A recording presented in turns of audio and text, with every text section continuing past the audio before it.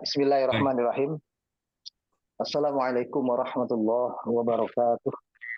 Waalaikumsalam warahmatullahi wabarakatuh. Alhamdulillah. Wassalatu wassalamu ala rasulillah wa ala alihi wa sahbihi wa man walah wa ba'd. Para jemaah yang dirahmati Allah, alhamdulillah kita panjatkan puja dan puji kehadirat Allah Subhanahu wa taala untuk selalu dan sekian kalinya kita sampaikan kalimat puji-pujian yang tertinggi. Dialah sang pencipta, dialah sang penguasa dan yang menentukan semua dalam kehidupan kita ini. Hari ini kita kembali mentadaburkan ayat-ayatnya dan kita sampai pada surat Maryam ayat yang ke-51. Mudah-mudahan pada kesempatan ini kita bisa sampai pada ayat yang ke-58. Karena di sini sekaligus ada kisah Nabi Musa alaihi salam, kisah Nabi Ismail alaihi salam, dan kisah Nabi Idris alaihi salam. Mudah-mudahan kesemuanya bisa kita singgung paling tidak. Ya. Kita baca lebih dahulu ayatnya. A'udzubillahi minasyaitonirrajim. Wadhkur fil kitabi Musa innahu kana mukhlasan wa kana rasulan nabiyya. وناديناه من جانب الطور الأيمن وقربناه نجيا ووهبنا له من رحمتنا أخاه هارون نبيا واذكر في الكتاب إسماعيل إنه كان صادق الوعد وكان رسولا نبيا وكان يأمر أهله بالصلاة والزكاة وكان عند ربه مرضيا واذكر في الكتاب إدريس إنه كان صديقا نبيا ورفعناه مكانا عليا أولئك الذين أنعم الله عليهم من النبيين من ذرية آدم وممن حملنا مع نوح ومن ذرية إبراهيم وإسرائيل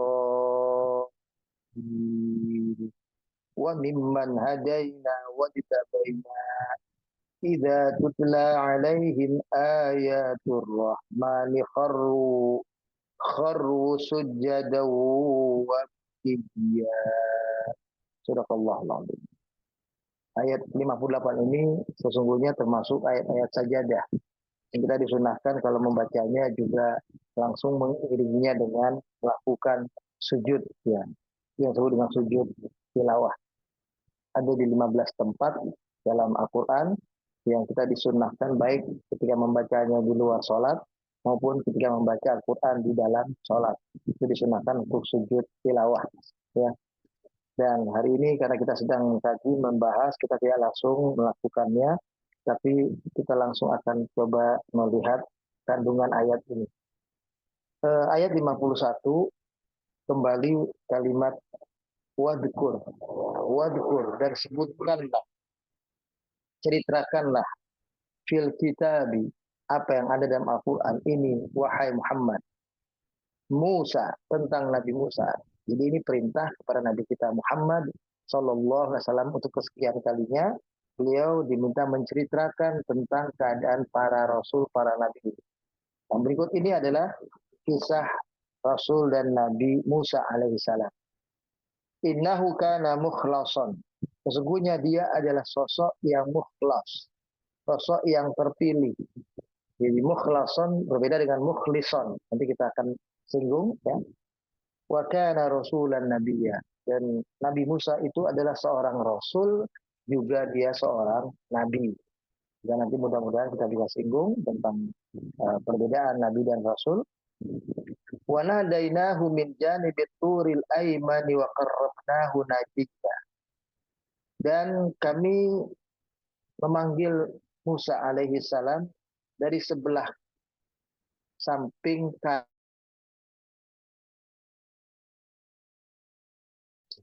Kami panggil dia Wa qarrabnahu, dan kami dekati dia, najiya, dalam bermunajat, dalam berdialog, dalam berbicara. Jadi Allah langsung menyampaikan firman-Nya, kata-katanya untuk didengar oleh Nabi Musa alaihissalam. Itu maksudnya didekati Musa, ya, najiya, dalam soal munajat kepada Allah ini. Wa wahabna lahu min rahmatina akhahu Haruna nabiyya.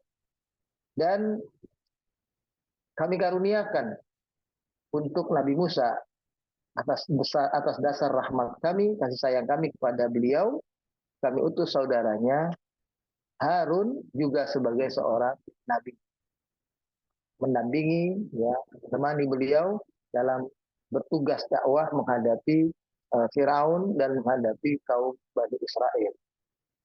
Wadzkur fil kitab Ismail, dan sebutkanlah wahai Muhammad, ceritakanlah apa yang ada dalam Al-Quran ini juga kisah Nabi Ismail alaihissalam. Innahu kana shadiqal wa'd. Beliau adalah sosok yang selalu memenuhi janji, tidak pernah mengingkari. Wa kana rasulan nabiyya, dan beliau juga adalah sosok seorang rasul dan seorang nabi. Wa kana ya'muru ahlahu bis salati waz zakah, dan beliau adalah sosok yang mengajak atau memerintahkan keluarganya, ya, pengikutnya untuk mengerjakan atau menegakkan salat dan membayar zakat. Wa kana 'inda rabbih mardiyya, dan beliau adalah sosok yang sangat diridhai oleh Allah Subhanahu wa taala. Wa dzkur fil kitab Idris, dan ceritakanlah pula wahai Muhammad kisah tentang Nabi Idris yang Allah ceritakan dalam Al-Quran, sampaikan kepada umatmu. Innahu kana siddiqan nabiyya. Beliau adalah sosok seseorang yang sangat-sangat jujur, ya, dan beliau juga adalah seorang nabi. Wa rafa'nahu makanan 'aliyya, dan kami tinggikan derajatnya, dia sampai ada di sebuah tempat yang tinggi di sisi Allah. Ulaika alladzina an'ama Allahu 'alaihim minan nabiyyin. Mereka semua yang Allah ceritakan ini, ya, kalau dalam surat Maryam ini ada paling tidak 10 nabi yang Allah sebutkan di dalam surat Maryam ini. Makanya Allah katakan ulaika alladzina an'ama Allahu 'alaihim minan nabiyyin. Mereka itulah yang Allah berikan nikmat kenabian kepada mereka, maka menjadi para nabi. Min dzurriyyati Adam, mereka semua adalah keturunan Nabi Adam. Wa mimman hamalna ma'alu, dan mereka juga ada keturunan orang-orang yang terselamatkan bersama Nabi Nuh. Karena setelah itu keturunan umat manusia adalah keturunan Nabi Nuh alaihissalam. Ya, dari garis keturunan selain Nabi Nuh sudah tidak ada lagi sisi manusia yang hidup. Wa min dzurriyyati Ibrahim wa Israil, dan mereka para nabi ini juga adalah dari keturunan-keturunan Nabi Ibrahim dan dari keturunan Israil, yaitu cucu Nabi Ibrahim, yaitu Nabi Yakub alaihissalam. Jadi ada sebutkan keturunan Nabi Ibrahim dan keturunan Nabi Yakub. Wa mimman hadaina wajtabaina, dan di antara mereka ada yang bukan keturunan Nabi Ibrahim, Nabi Nuh, Nabi Nuh, iya jelas, tapi maksud saya bukan keturunan Nabi Ibrahim dan Nabi Yakub, yang disebut Israel, tapi mereka adalah orang-orang yang kami berikan hidayah, dan orang-orang yang kami pilih. Ya. Idza tutla alaihim ayatul rahman, mereka semua para nabi itu, para orang-orang terpilih itu, kalau dibacakan ayat-ayat Allah yang Maha Rahman ini, seperti Al-Quran ini, kitab suci ini dibacakan kepada mereka, atau mereka mendengarkan Al-Quran dibaca, mereka semuanya langsung menyungkur sujud dan menangis. Sujud dan bahkan bisa sampai kepada menangis.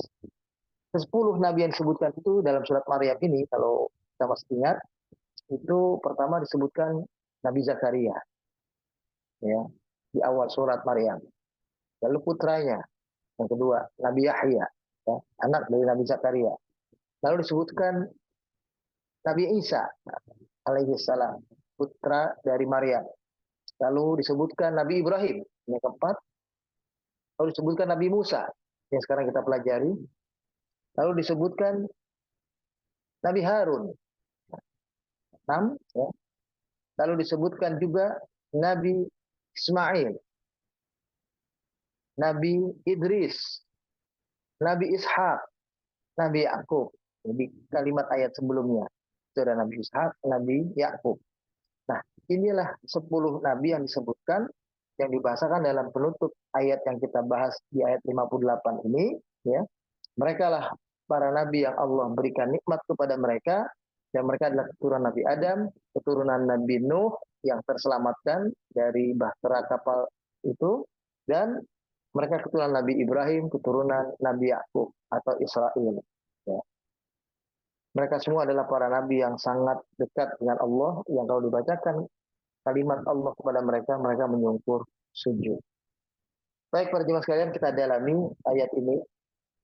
Kalimatnya diawali dengan kisah Nabi Musa alaihissalam. Ya, setelah kemarin kita mendengar kisah Nabi Ibrahim alaihissalam yang begitu santunnya, begitu baiknya, walaupun beliau adalah seorang anak berhadapan dengan orang tua, dan beliau sosok seorang rasul, seorang nabi juga yang mendapatkan wahyu dari Allah untuk menyampaikan kebenaran. Beliau menyampaikan itu kepada ayahnya, kepada bapaknya dengan kalimat-kalimat yang menunjukkan rasa santunnya yang luar biasa. Itu punya nilai dakwah. Ya, kita sudah bahas kemarin betapa santunnya beliau memanggil ayahnya dengan kalimat ya abati, kalimat penghormatan, kalimat kesayangan, kalimat penghargaan yang tertinggi dari seorang anak kepada sang ayah. Ya, meskipun beberapa kali beliau ungkapkan kalimat-kalimat yang tidak menggurui, kalimat yang mengingatkan, nasihat, tapi bersifat tanda tanya, yang itu bersifat lebih menggugah hati, ya, daripada orang tuanya. Tapi ternyata sang ayah adalah orang yang cukup keras kepala, dan bahkan membalasnya itu hanya dengan menyebut Nabi Ibrahim, sebutan namanya. Tidak disebut sebagai anak kesayangan lagi. Ya bunaya Ibrahim. Tidak. Sebut, hei Ibrahim. Ini menunjukkan bahwa sebaik apapun kita sebagai anak, dan itu harus tetap kita lakukan sebagai seorang anak dalam berkomunikasi dengan orang tua, mungkin orang tua tertentu akan ada membalasnya dengan balasan tidak peduli. Dia malah marah, dia malah mungkin manggil kita dengan panggilan sekedar panggilan biasa, bukan panggilan kasih sayang dari seorang ayah kepada anaknya. Itu yang terjadi pada diri Nabi Ibrahim alaihissalam. Kita bisa bayangkan kalau kita berdialog dengan orang tua kita dengan kalimat-kalimat yang tidak santun, maka tentu akan lebih memancing amarahnya kedua orang tua kita. Baik, berikut ini kita pindah ke kisah Nabi Musa alaihissalam. Diawali dengan keterangan, ya, bahwa Nabi Musa alaihissalam ini disebutkan wadzkur fil kitabi Musa innahu kana mukhlasan wa kana rasulan nabiyya. Disifatkan oleh Allah Nabi Musa alaihissalam ini dengan kalimat innahu kana mukhlasan. Sesungguhnya dia adalah sosok yang mukhlas. Mukhlasan bi fathil lam. Mukhlasan dengan huruf lam yang difathahkan disebut mukhlasan. Tidak disebut mukhlison. Kalau mukhlison lamnya bikin kasrah. Itu kalau dalam bahasa Arab mukhlason ini isim maf'ul. Kalimat yang dia menjadi objek. Sedangkan mukhlison itu kalimat dari isim fa'il yang dia menjadi subjek, ya. Kita ini kalau disebut orang yang bisa memurnikan ketaatan kita kepada Allah disebut mukhlisin. Ya, mukhlishina lahuddin, orang yang mengikhlaskan ketaatan dalam beragama kepada Allah ini. Itu mukhlisin, ya, atau mukhlis kalau satu orang, mukhlis. Nah, Nabi Musa disebutnya mukhlas. Nah, ini menarik, ya. Mengapa demikian? Karena Nabi Musa alaihissalam ini adalah sosok yang dia menjadi objek yang dipilih oleh Allah.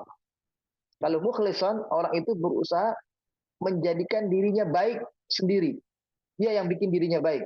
Dia yang bikin dirinya jadi lebih taat, lebih ikhlas, ya, lebih memurnikan ketaatan dalam beribadah. Dia yang berusaha sendiri, itu mukhlis.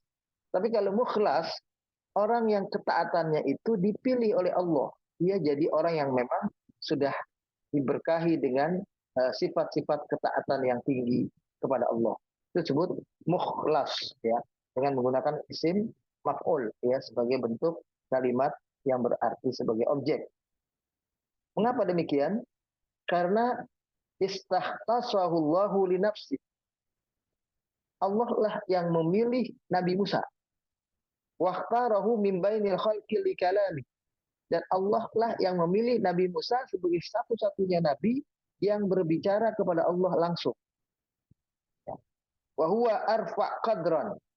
Beliau adalah sosok yang memiliki derajat yang cukup tinggi dibandingkan para nabi yang lain.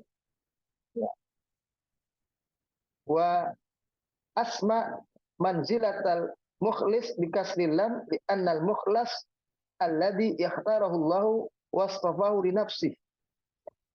Kalimat mukhlas derajatnya lebih tinggi dari mukhlis karena kalau kalimat mukhlis dengan huruf lam yang kasrah tadi mukhlis, ya, itu mukhlas di sini menunjukkan dia sosok yang terpilih atau yang dipilih oleh Allah.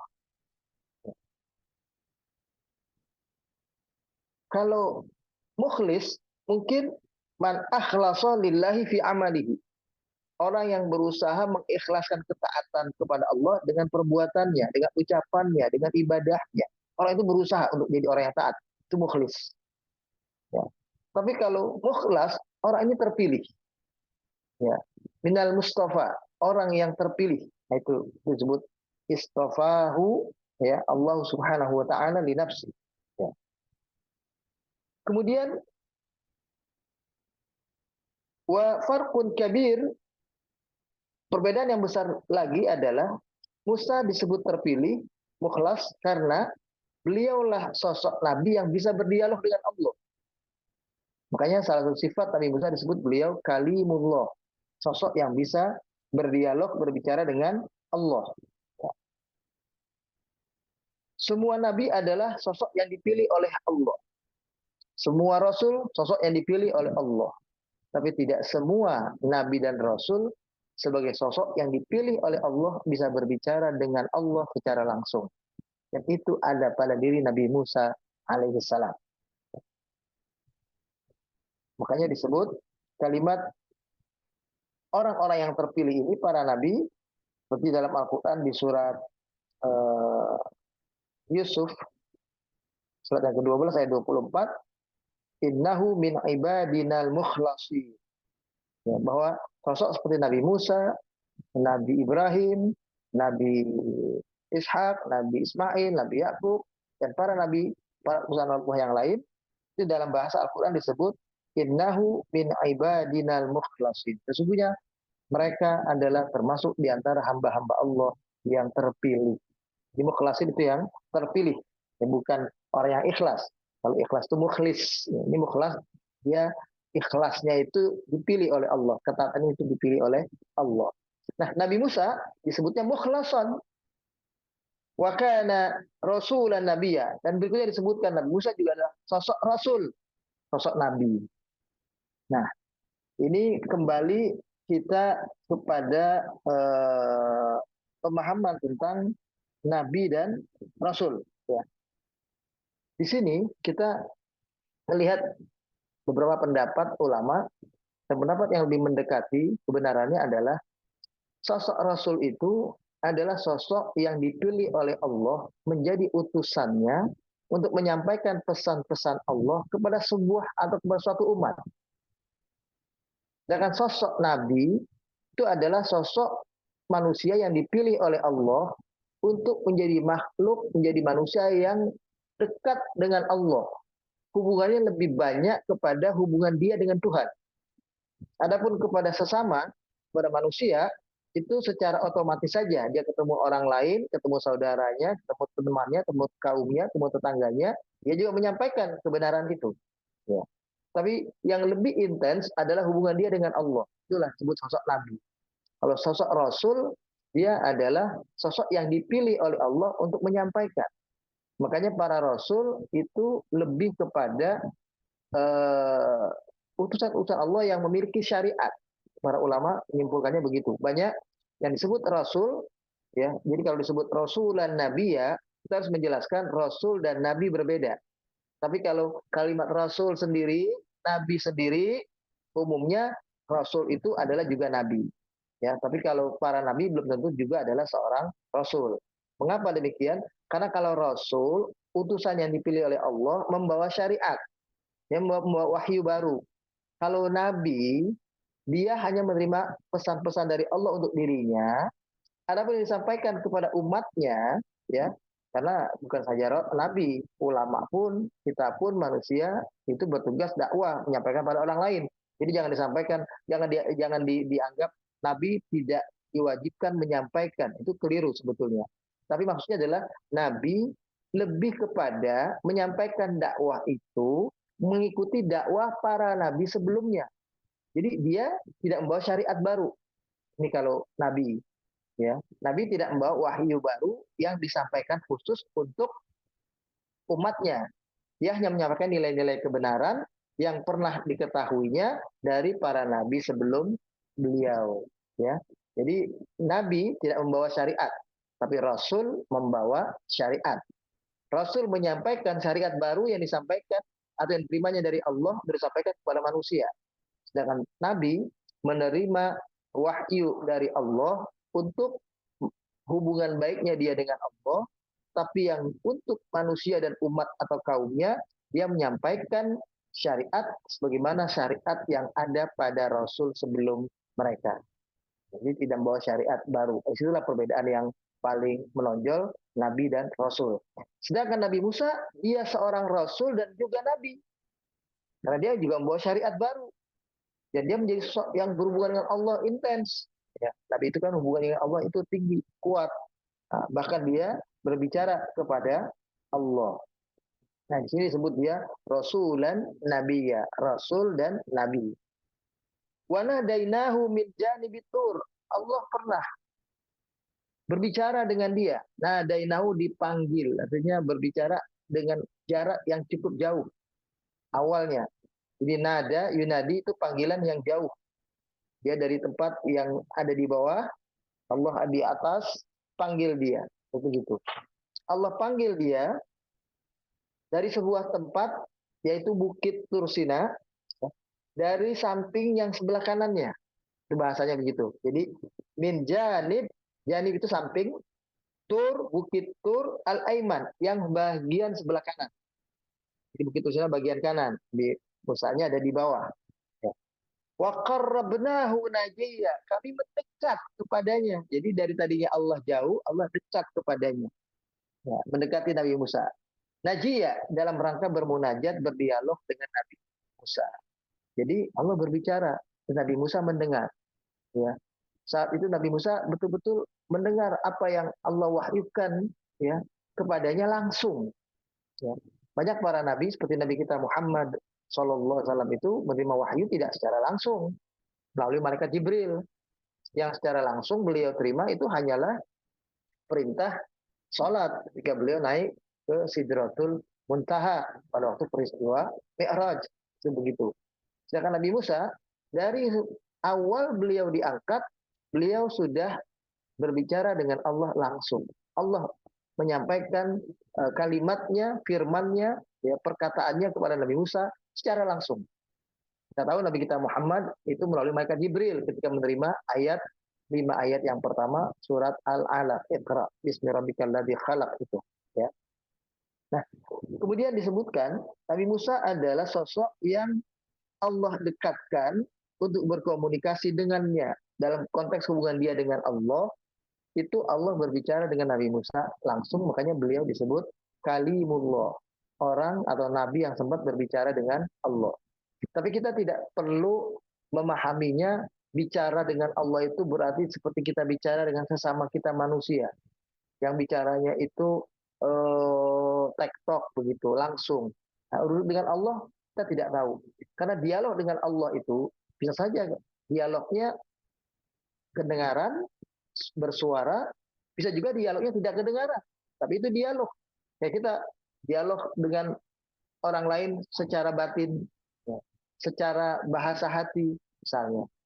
Atau dialog itu adalah sifatnya Nabi Musa mendengar seperti ada suara Tuhan langsung di telinganya, dan kemudian dia bertanya kepada Allah yang bersuara keras, Nabi Musa. Sedangkan Allah berbicara kepadanya hanya didengar sendiri oleh Nabi Musa. Tidak bersuara seperti suara yang orang di samping Musa mendengar. Bisa juga begitu. Bisa juga betul-betul suara langsung. Itu semua kita tidak boleh mentafsirkan secara khusus Allah bicara dengan Nabi Musa seperti pembicaraan dua manusia. Nah, itu wallahu a'lam kita menyebutnya. Bagaimana bentuknya, yang jelas Nabi Musa bisa merespon langsung apa yang Allah sampaikan kepadanya, ya, sehingga beliau menyampaikan langsung pertanyaan-pertanyaannya kepada Allah. Termasuk ketika dia minta kepada Allah agar memperlihatkan dirinya. Rabbi, ya, arini, ya, tunjukkan kepadaku, perlihatkan dirimu kepadaku. Nah, itu Nabi Musa minta begitu. Tunjukkan engkau kepadaku ya Allah. Nah, itu ternyata perintah Nabi Musa itu sesuatu yang mustahil untuk kehidupan di muka bumi, dalam kehidupan di dunia sekarang ini. Allah makanya cukup mengatakan undur ilal jabal, lihat kepada gunung itu, kepada bukit itu. Kalau bukit itu engkau lihat tetap pada tempatnya, tidak bergeser, tidak bergerak, tidak ada gempa, maka engkau berarti bisa melihat aku.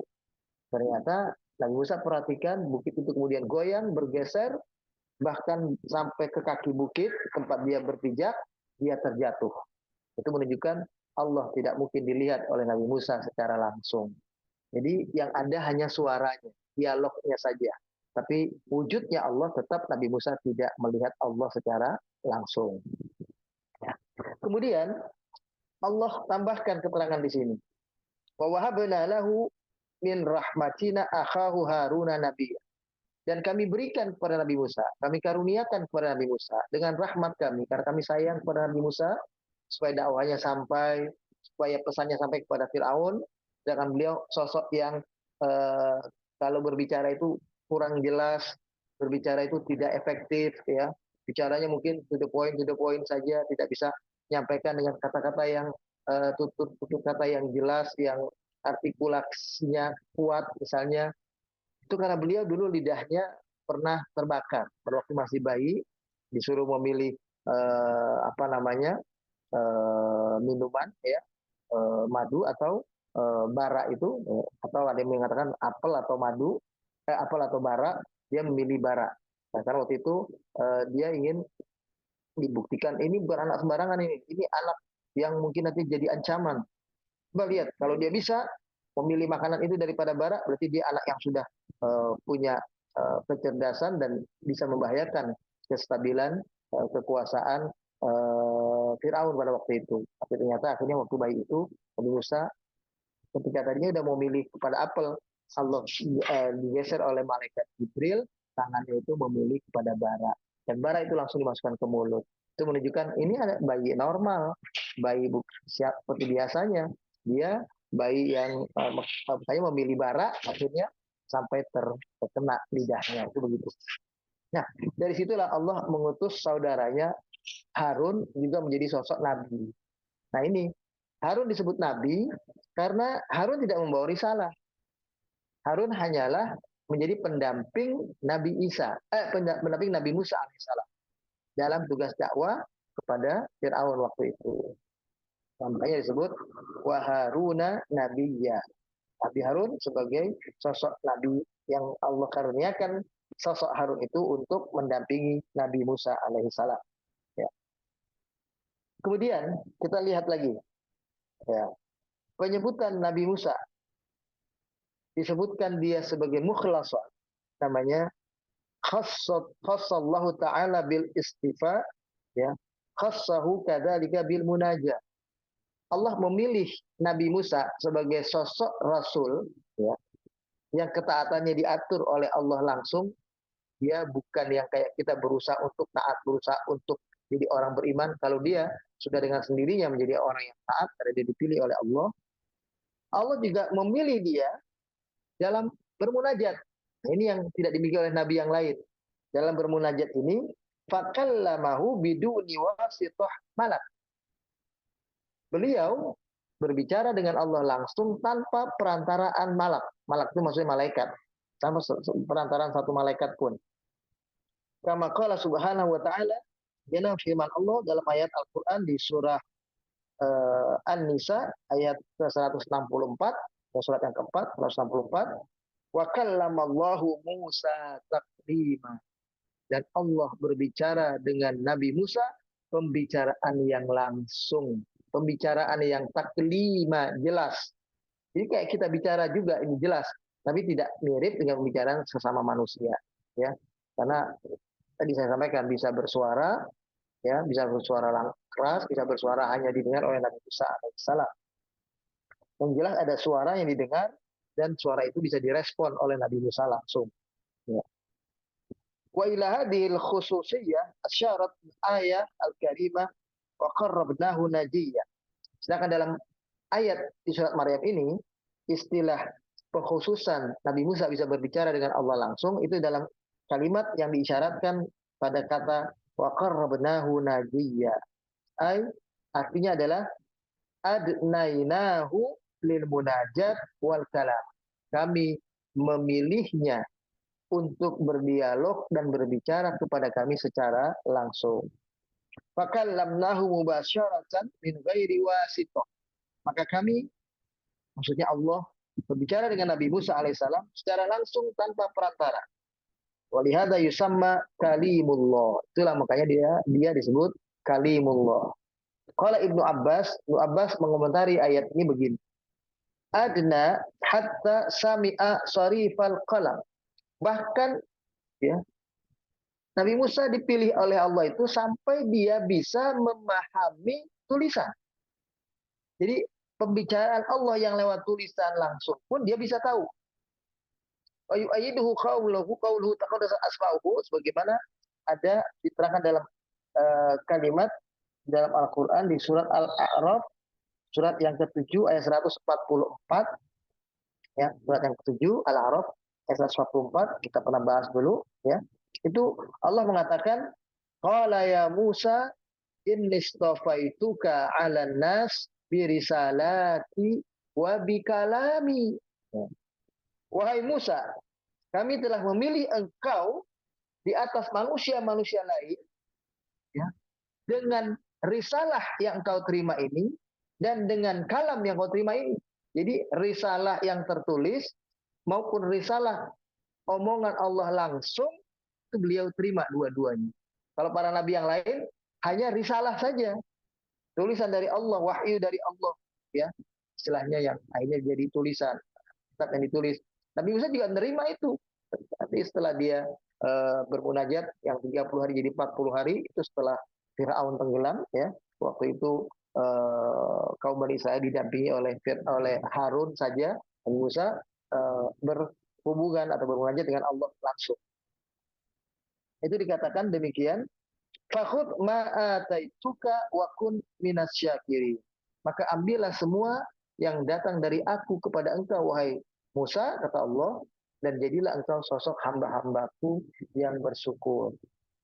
Jadi di sini min khasaisihi alaihi salam, dari kekhususan beliau Nabi Musa, annallahu ta'ala jama'a lahu bainal wasfaini. Allah mengumpulkan dua sifat kepada beliau, sifat kenabian dan sifat risalah. Jadi dia jadi nabi, langsung berdialog dengan Allah, jadi rasul, dia menerima risalah yang juga tertulis, ya, dan itu menjadi wahyu yang disampaikan kepada umat. Itulah kalimat yang diisyaratkan dalam ayat tadi, wa kana rasulan nabiyya. Nabi Musa adalah rasul dan nabi. Bahkan fahuwa minal mursalin al-kubbar. Nabi Musa termasuk para rasul yang gede, yang punya kedudukan tinggi. Jadi min kibaril mursalin, dari para nabi yang punya kedudukan tinggi, ya. Wa min ulul azmi al-khamsah. Jadi dia seperti yang nabi-nabi yang bergerak ulul azmi. Dia salah satunya, ya. Mereka adalah afadhalur rusul. Mereka adalah nabi-nabi yang utamakan, punya kedudukan tinggi, yaitu Nabi Nuh, Nabi Ibrahim, Nabi Musa, Nabi Isa, dan Nabi kita Muhammad Sallallahu Alaihi Wasallam. Ya, itulah Nabi yang bergelar ulul azmi. Jadi kalau tingkatan para Nabi begini, Pak. Nabi yang paling tinggi derajatnya itu adalah ulul azmi, Rasul ulul azmi. Di bawahnya para Rasul. Di bawahnya lagi para anbiya, para Nabi. Karena tidak semua Rasul adalah Nabi. Tapi kalau Nabi sudah pasti dia Rasul. Di bawah para Nabi, baru disinilah para ulama. Ya, siapa manusia-manusia yang mengikuti ajaran para Nabi ini? Siddiqin, ya, sholihin, syuhada. Yaitu orang-orang yang senantiasa membenarkan, siddiqin, sholihin, orang-orang saleh, dan syuhada, yaitu para syuhada. Siddiqin, sholihin, syuhada, ini dikategorikan ya mereka aulia Allah, ya, para wali Allah. Jadi kedudukannya gitu. Ulul azmi, Nabi, ya, Nabi dan Rasul, kemudian Rasul, ya, kemudian Nabi, lalu kemudian siddiqin, salihin, dan syuhada. Itulah orang-orang yang mendapatkan kedekatan hubungan dengan Allah yang terbaik di antara seluruh umat manusia. Kita untuk sampai derajat yang tertinggi, ulul azmi sudah tidak mungkin, mustahil. Derajat Rasul, kita juga bukan Rasul. Derajat Nabi juga tidak. Tapi 3 derajat tadi, siddiqin, salihin, syuhada, kita masih memungkinkan untuk menjadi salah satu di antara 3. Kalau siddiqin mungkin masih sulit, karena kita pernah berbohong. Siddiqin itu orang yang selalu jujur, nggak pernah berbohong sebabnya. Mungkin juga kita lewat. Ya, salihin, orang yang selalu baik. Kita mungkin juga bisa lewat itu. Karena sekali-kali kita nyakiti orang, itu nggak selalu baik. Ya, nah, mungkin jadi siddiqin soleh juga buat kita sulit. Tapi jadi syuhada kita masih punya harapan. Apa itu syuhada? Orang yang mati syahid. Nah, kita masih belum tentu di mana kita matinya. Ya mudah-mudahan selalu diniatkan kita matinya mati syahid. Karena orang yang berniat mati syahid, yaitu mati di medan perang ketika menegakkan kebenaran, seandainya dia mati pun bukan di medan perang, hanya di atas kasur, tapi dia sudah punya niat untuk mati syahid, maka dia akan digolongkan orang-orang yang mati syahid. Makanya Bapak-bapak, para jemaah sekalian, niatkanlah kita wafat sebagai syuhada. Samping wafat husnul khotimah, juga meminta kepada Allah wafat sebagai syuhada. Karena kalau kita jadi syuhada, kita termasuk orang-orang yang terpilih tadi semua itu. Ya, tingkatannya dengan para ulul azmi cuma di bawahnya Rasul, di bawahnya Nabi, di bawahnya siddiqin, salihin, dan itu syuhada. Bukan sebagai manusia biasa. Nah, itu begitu. Baik. Kemudian kita lihat kalimat berikutnya di dalam ayat berikutnya. Wadhkur fil kitabi Ismail. Dan sebutkanlah, ceritakan wahai Muhammad, kisah dalam Al-Quran tentang Nabi Ismail. Innahu kana shadiqal wa'di wa kana rasulan nabi. Sesungguhnya Ismail itu adalah sosok yang selalu menepati janji. Dan dia adalah seorang rasul dan nabi. Sama dengan Nabi Musa. Rasulan nabiyya. Cuma ada tambahan sifat, dia disebut sebagai shadiqal wa'di. Sosok yang membenarkan. Ya. Ini karena, kenapa Nabi Ismail yang disebutkan? Ini tidak spesifik Nabi Ishak, Nabi Yakub. Kalau para jamaah masih ingat, waktu kisah Nabi Ibrahim, justru yang disebutkan adalah 2 nabi ini, Nabi Ishak dan Nabi Yakub. Kalau masih ingat, coba kita ke belakang, lihat tentang kisah Nabi Ibrahim ini, itu disebutkan pada ayat 49. Wahabna lahu Ishaq wa Yaqub. Ya, kita mundur ayat 49-nya, itu dikatakan, kami karuniakan kepada Nabi Ibrahim anak keturunan yang bernama Ishak dan Yakub. Tidak disebutkan Nabi Ismail secara spesifik. Ini karena Ishak dan Yakub, ini konteksnya adalah tadi dia setelah diusir oleh orang tuanya, maka dia berpisah dari orang tuanya pada masa yang sangat panjang sampai dia punya anak, sampai dia punya cucu. Itu anaknya Nabi Ibrahim. Kemudian anak Nabi Ibrahim itu Nabi Ishak, ya.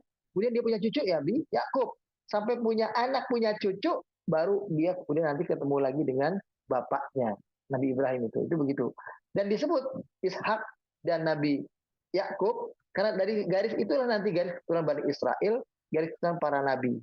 Sedangkan Nabi Ismail dia sosok yang berdiri sendiri, hanya dialah nabi, dan kemudian keturunan nabinya cuma satu nanti, yaitu nabi yang terakhir, nabi kita Muhammad sallallahu alaihi wasallam. Dia disebut shadiqul wa'di, ya. Kita lihat ya keterangannya. Kemudian disebutkan juga wa kana ya'muru ahlahu bis-shalah wa zakah wa kana 'inda rabbihi mardiyya. Dia adalah sosok yang memerintahkan keluarganya, ya, kaumnya salat dan zakat, ya.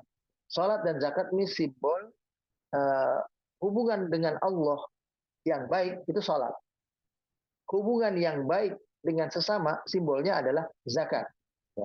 Zakat itu dimensinya sosial, ke kiri ke kanan, ke sekitaran kita, ya. Itu yang kita perbaiki. Sedangkan kepada Allah hubungannya itu vertikal, yaitu melalui sholat, ya. Kita dalami, ya. Disebutkan dalam ayat ini Nabi Ismail berikutnya bisidqil wa'di, dengan sifat sosok yang senantiasa membenarkan janji. Sidqul wa'di sifatu kulli nabiyyin wa kulli taqiyyin. Meskipun kita tahu memenuhi janji adalah sifat semua nabi, sifat semua orang bertakwa, selalu menepati janji. Karena hanya orang munafik yang tidak menepati janji. Tapi kenapa disebutkan pada Nabi Ismail secara khusus seperti ini? Fala budda anna hadhihi sifah kanat barizah fi Ismail. Ini sebabnya sifat menepati janji ini pada Nabi Ismail itu memiliki kedudukan yang khusus, ya. Dia merupakan keutamaan Nabi Ismail. Bidarajatin tastad'i ibrazuha wal isyadah, ya, biha bisyaklin khas. Nah, Nabi Ismail ini punya kekhususan sehingga dia disifati dengan sifat Nabi yang menepati janji ini. Karena bentuknya khusus, bentuk menepati janjinya khusus. Dalam sebuah riwayat dari Ibnu Jarir dikatakan begini, dalam tafsir Ibnu Jarir itu dikatakan, anna Nabi Allah Ismail alaihissalam wa'ada rajulan makanan an ya'tiyahu fihi. Nabi Ismail pernah berjanji sama seseorang, ya, sebuah tempat, dia akan janji datang ke tempat itu. Jadi kepada orang, dia akan janji datang ke tempat itu kepada seseorang. Faja'a wa nasiyar rajul. Kemudian dia datang. Nabi Ismail ini datang ke tempat yang janji sama orang itu. Tapi orang yang punya janji dengan Nabi Ismail, orang itu lupa. Jadi Nabi Ismail punya janjian gitu, janjian sama seseorang di sebuah tempat. Ya kita lah misalnya janjian di Jakarta, janjian di masjid mana gitu janjian. Nabi Ismail datang. Sementara orang ini lupa. Fazalla bihi Ismail wa bata hatta ja'a ar-rajulu minal ghad. Apa yang terjadi kalau kita orang janji nggak datang, kita pergi, kita tinggalkan. Tapi Nabi Ismail ini tidak. Dia tetap sabar menunggu sampai nginep di tempat itu, sampai bermalam. Baru besok orang itu ingat, orang itu datang besoknya. Faqala, orang itu sampai bilang begini, barihta min hahuna, engkau sampai bermalam di sini, Ismail. Maziltu muntadhiran li fi hadzal makan. Ya, maksudnya begitu. Ya, jadi barihta fi hahuna, engkau bermalam di sini, maksudnya engkau sengaja menunggu aku sampai hari ini. Padahal aku tadi kemarin lupa, kata orang yang diajak berjanji itu. Qala na'am, kata Nabi Ismail, ya betul. Faqala lahu rajul, maka orang itu mengatakan, inni nasitu, aku lupa kemarin. Qala lam akun la abrah hatta ta'tiyani. Walidzalika kana shadiqul wa'd. Ya.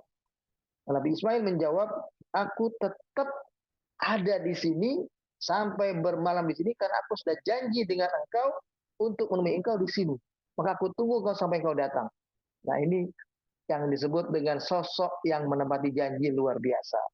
Jadi istilahnya, walaupun orang itu lupa, ya akhirnya baru ingat, baru dia datang, Ismail sabar menunggu. Itu pernah kejadian begitu, makanya dia disebut Shadiqul Wa'di. Nah ini konteksnya tidak diceritakan lebih lanjut oleh Ibnu Jarir. Tentu saja barangkali hal yang sangat penting yang sedang terjadi di antara keduanya, tapi hanya diceritakan Nabi Ismail menepati janji itu. Ya. Kemudian lebih dari itu juga Nabi Ismail disebutkan Ismail bin Ibrahim Al-Khalil. Nabi Ismail adalah putra dari Nabi Ibrahim Al-Khalil.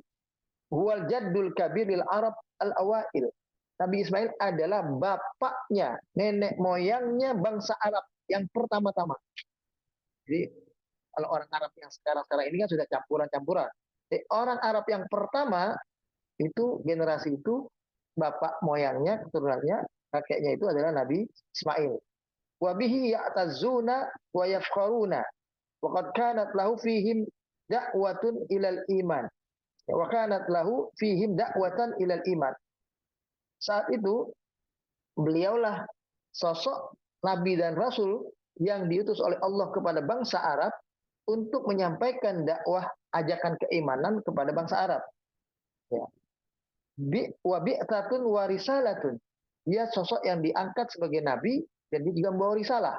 Jadi nabi dan rasul, sama dengan Nabi Musa tadi. Walihadza qala wa kana rasulan nabiyya.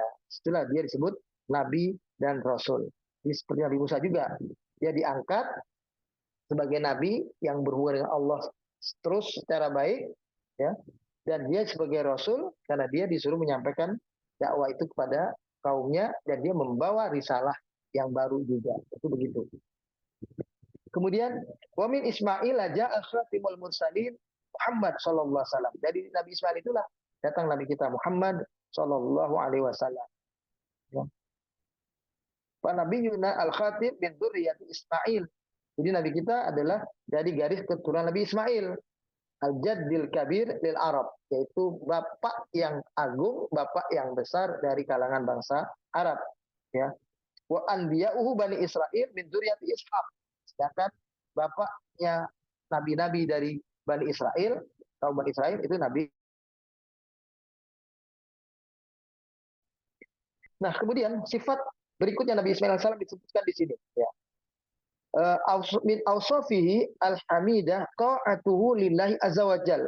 Dari sifat-sifat terpuji yang Allah sifatkan kepada diri Nabi Ismail alaihissalam adalah sifat ketaatannya kepada Allah yang sangat tinggi.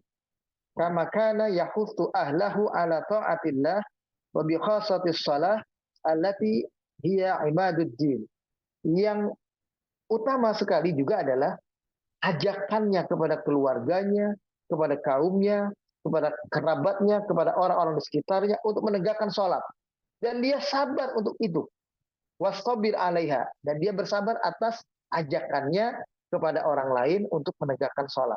Sholat itu adalah simbol ketaatan seorang hamba, ya dimensi hubungan baik seseorang dengan Allah. Kita berhubungan baik dengan Allah, jalannya adalah melalui sholat. Tidak ada cara yang paling efektif untuk dekat dengan Allah kecuali melalui sholat. Zikir, baca tahlil, tasbih, tahmid, semuanya tasbih itu adalah cara lain. Qiraatul Quran juga cara lain. Tapi cara yang paling utama dan cara yang benar, cara yang paling efektif adalah sholat. Makanya zikir terbaik itu adalah sholat sesungguhnya. Zikir yang tertinggi, kedudukannya juga adalah sholat. Fasholatu haqqullah. Sholat itu adalah hak Allah. Ya. Hakun lillah, hak untuk Allah. Wa zakat hakun li ibadillah. Sedangkan zakat adalah hak untuk memenuhi hak hamba-hamba Allah. Jadi dimensinya adalah dimensi kemanusiaan kalau zakat. Jadi kalau kita ingin hubungan baik dengan sesama itu jadi baik, jadi bagus, maka perbanyaklah berzakat, perbanyaklah berinfak, perbanyaklah sedekah. Nah, itu begitu. Kalau ingin hubungan baik dengan Allah, perbanyaklah ibadah, perbanyaklah sholat. Nah, itu karena dengan Allah itu sholat, dengan sesama itu dengan membayar zakat, infak, dan sedekah. Keduanya ada pada diri Nabi Ismail alaihissalam. Makanya disebut wa kana 'inda rabbih mardiyya. Dialah sosok yang paling mendapatkan ridha dari Allah karena hubungannya dengan Allah baik, hubungannya dengan sesama juga sangat baik. Dua-duanya sangat baik. Jadi nala ridha rabbih ya, beliau sampai kepada mencapai kedudukan mendapatkan ridha Allah yang tertinggi. Wa hadza nihayatul madih wasana. Ini adalah puncak puji-pujian. Puncak orang disebut terhormat itu kalau orang itu diridhoi oleh Allah. Jadi kita kalau ingin kedudukan tertinggi, bintang tertinggi, bukan bintang jenderal keempat, kelima, dan seterusnya, tapi bintang tertinggi itu adalah ketika kita hidup dalam keridhaan Allah. Itulah tempat tertinggi seorang hamba di hadapan Allah. Li'annal mardiyya indallahi wal faiz fi kulli ta'ati bi a'lad darajat. Karena keridhaan Allah, keridhaan kita di sisi Allah itu adalah kemenangan, ketaatan yang tertinggi yang membuat derajat kita di hadapan Allah derajat yang bisa mudah-mudahan sama dengan derajat para nabi, para rasul. Karena nabi dan rasul dipilih oleh Allah. Kita tidak dipilih, tapi kedudukan kita seperti kedudukan para nabi dan rasul. Itulah derajat mereka yang diridhoi oleh Allah Subhanahu wa taala. Kemudian ayat ini berikutnya pindah kepada kisah Nabi Idris. Wa dzkur fil kitabi Idris, dan sebutkanlah, ceritakanlah dalam Al-Qur'an ini kisah Nabi Idris, wahai Muhammad. Maka Nabi Muhammad ceritakan, innahu kana siddiqan nabiyya, bahwa Nabi Idris adalah sosok yang siddiq nabiyya. Ini penyebutan siddiqan nabiyya, kalau kita masih ingat, itu sama dengan sebutan tempo hari, ya, kita bahas di ayat 41 surat Maryam juga tentang Nabi Ibrahim. Innahu kana siddiqan nabiyya. Jadi yang siddiqan nabiyya itu Nabi Ibrahim dan Nabi Idris. Kita perdalam. Allah Subhanahu wa taala menyebutkan kriteria Nabi Idris dengan sifat demikian, sifat siddiqiyah wan nubuwah, sifat siddiq dan sifat kenabian. Ya. Dia tidak disebut rasulan nabiyan, tapi disebut siddiqan nabiyan. Ya, kalau Nabi Ibrahim nggak disebut rasulan, tapi dia juga adalah rasul, ya. Tapi tidak disebutkan secara eksplisit karena siddiqnya yang lebih utama. Nah, di sini Nabi Idris juga begitu. Mengapa demikian? Ya, sifatun kama wasofa Ibrahim alaihi salam bidzalik. Wa Idris sabiq ala Ibrahim wa Nuh alaihi salam. Nabi Idris ini lebih dahulu dari Nabi Nuh dan Nabi Ibrahim itu sendiri. Jadi dia disebut itu, ini contoh awal.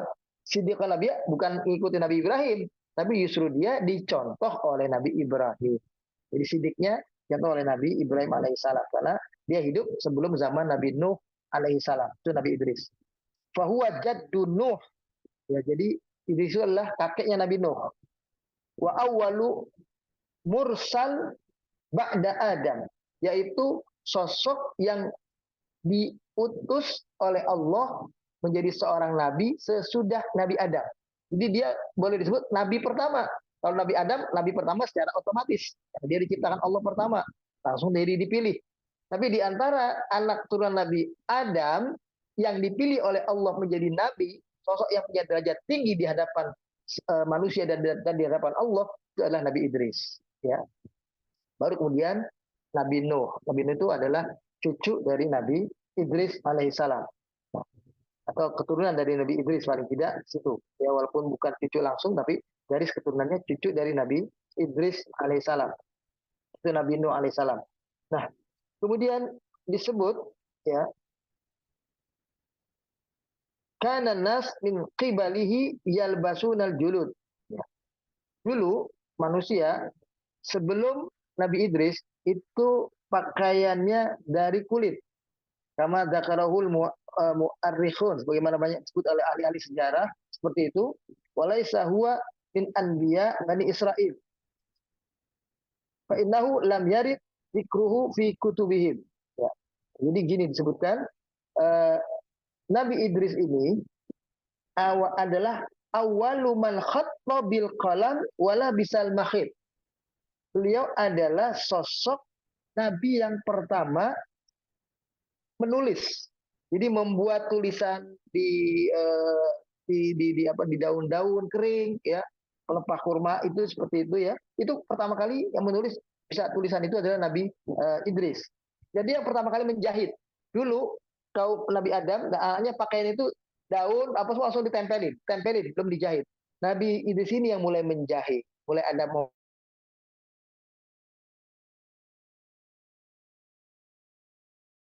itulah mulai pakaian itu ya di zaman Nabi Idris. Dan manusia jadi semuanya dalam sejarah tercatat mulai berpakaian dari kulit disambung-sambung itu adalah mulai pada zaman Nabi Idris alaihissalam ini. Ya.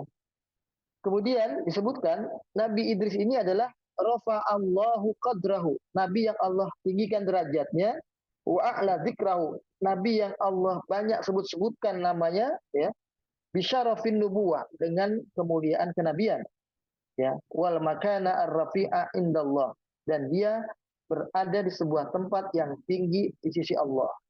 Ya. Wa qad ja'a fil hadits al-Isra anna Rasulullah sallallahu alaihi wasallam marra bihi wa huwa fis sama ar-rabi'ah. Dalam sebuah hadis disebutkan ketika Nabi Isra Mi'raj itu Rasulullah pernah melewati langit-langit, ya, langit-langit kelapis-lapis itu.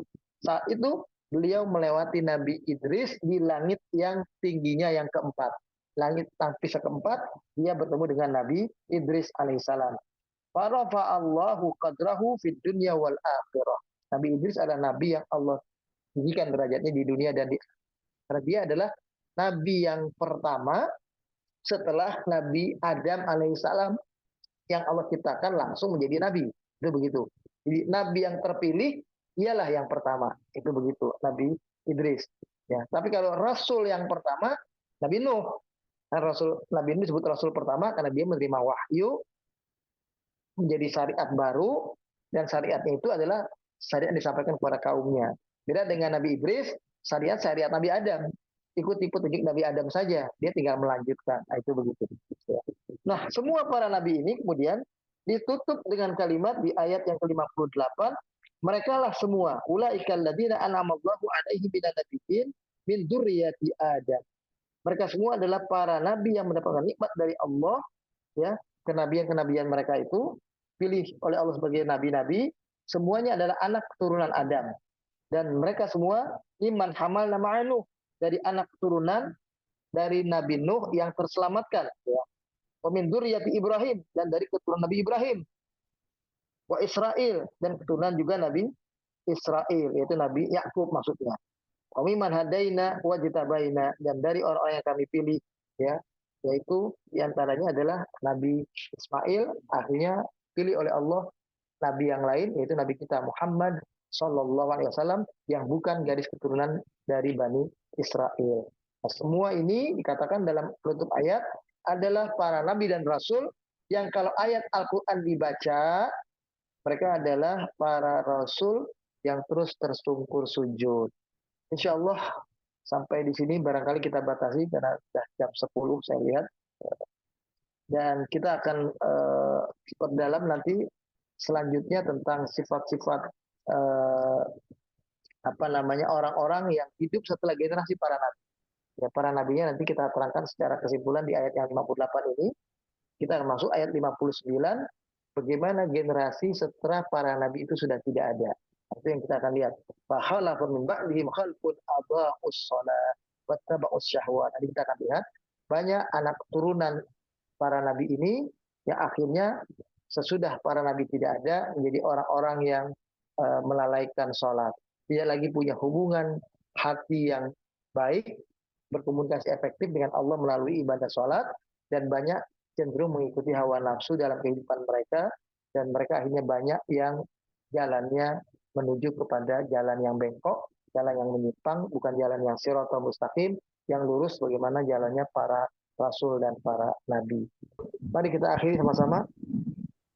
Alhamdulillahirabbil alamin, hamdan katsiran thayyiban mubarakan fi. Allahumma iyyaka na'budu wa iyyaka nasta'in. Allahumma rabbana lakal hamdu wa lakas syukru. Allahumma sallimna li Ramadan.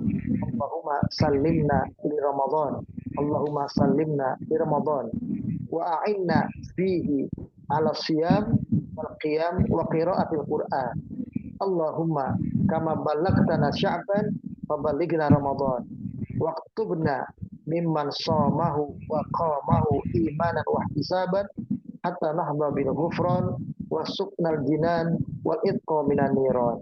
Rabbana taqabbal minna innaka antas samiul alim wa tub alaina innaka antat tawwabur rahim. Rabbana atina fid dunya hasanah wa fil akhirati hasanah wa qina adzabannar. Wa sallallahu ala nabiyyina Muhammad wa ala alihi wa sahbihi wa sallama tasliman katsira. Walhamdulillahirabbil alamin. Demikian barangkali semuanya, saya mohon maaf ya, bisa izin pamit. Semoga sehat semua, tetap istiqomah, dan kita sampai umur kita pada bulan Ramadan sebagaimana doa kita tadi. Semoga Allah sampaikan umur kita pada bulan Ramadan. Amin. Saya pamit semua. Assalamualaikum. Waalaikumsalam warahmatullahi wabarakatuh.